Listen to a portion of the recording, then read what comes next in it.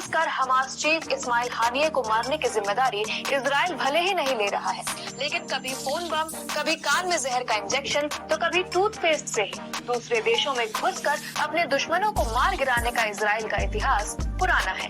आज Monday mega में जानेंगे कैसे इजराइल ने टारगेट को मारने के लिए फोन बम से लेकर चॉकलेट, टूथपेस्ट तक का सहारा लिया और आखिर 95 लाख की आबादी वाला छोटा सा इजराइल दूसरे देशों में घुसकर बड़े बड़ों को मारने की हिम्मत लाता कहां से है। 5 जनवरी 1996 हमास का कुख्यात चेहरा याह्या अय्याश दोस्त के घर पर था। दोस्त के चाचा ने इजरायली पहचान पत्र और पैसों के लालच में आकर इजरायली एजेंट का दिया सेल फोन घर पर लगा दिया। इस सेल फोन में 15 ग्राम RDX था। याह्या अय्याश ने जैसे ही पिता से बात करने के लिए फोन उठाया, एजेंट ने रिमोट कंट्रोल से टेलीफोन बम ब्लास्ट कर दिया। ये पूरा वाकया इजरायली सुरक्षा एजेंसी शिन बेट के पूर्व निदेशक कार्मी गिलोन ने डॉक्यूमेंट्री द गेटकीपर्स में बताया है। अब इजराइल का वो मिशन जिसके पीछे कई तरह की थ्योरीज हैं। वादी हद्दाद यानी अबू हानी 100 से ज्यादा यहूदियों को बंधक बनाने के बाद से ही वो इजराइल के रडार पर था। इसके बारे में इजरायली पत्रकार आरोन जेक्लेन ने अपनी किताब स्ट्राइकिंग बैक में लिखा कि इजरायली खुफिया एजेंसी मोसाद ने बेल्जियन चॉकलेट में जहर लगाकर हद्दाद को भेजा। चॉकलेट के शौकीन हद्दाद की मौत इसी चॉकलेट को खाने से हुई थी। वहीं 2018 में इजरायली पत्रकार रोनेल बर्गमैन ने अपनी किताब rise and kill first the secret history of Israel's targeted associations में लिखा कि मोसाद ने हद्दाद के टूथपेस्ट में जहर देकर उसे मारा था। और अब इजराइल का one of the most popular operation wrath of God सितंबर 1972 में जर्मनी में चल रहे ओलंपिक्स में फिलिस्तीन के चरमपंथी संगठन ब्लैक सितंबर के 8 आतंकियों ने 11 इजरायली खिलाड़ियों को बंधक बना दिया।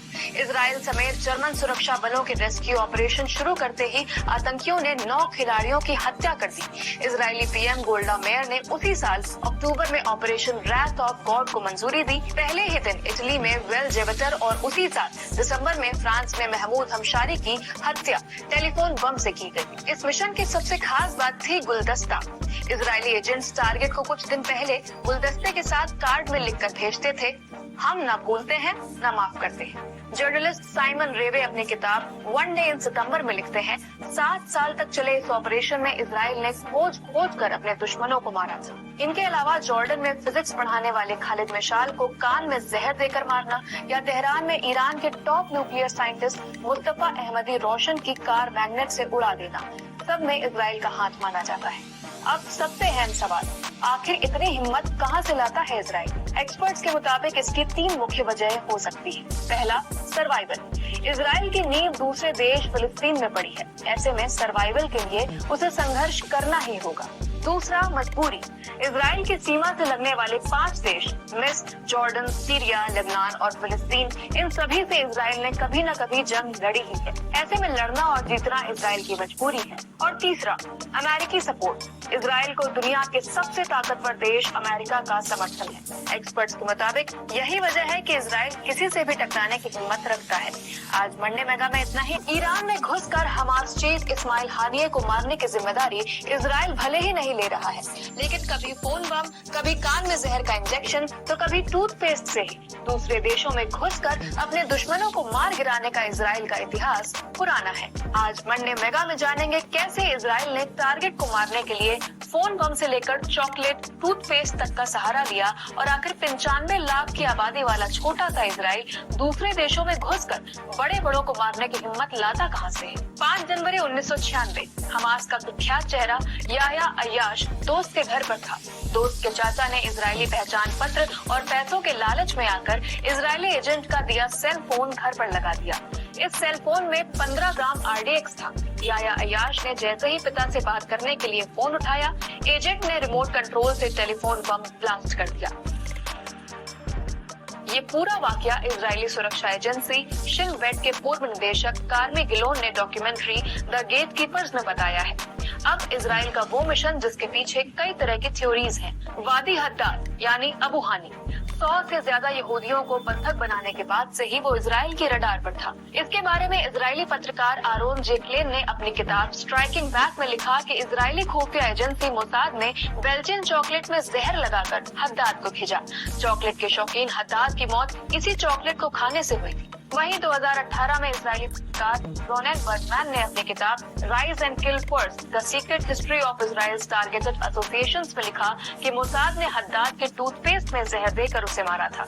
और अब इजराइल का one of the most popular operation wrath of God. सितंबर 1972 में जर्मनी में चल रहे ओलंपिक्स में फिलिस्तीन के चरमपंथी संगठन ब्लैक सितंबर के 8 आतंकियों ने 11 इजरायली खिलाड़ियों को बंधक बना लिया। इजराइल समेत जर्मन सुरक्षा बलों के रेस्क्यू ऑपरेशन शुरू करते ही आतंकियों ने 9 खिलाड़ियों की हत्या कर दी।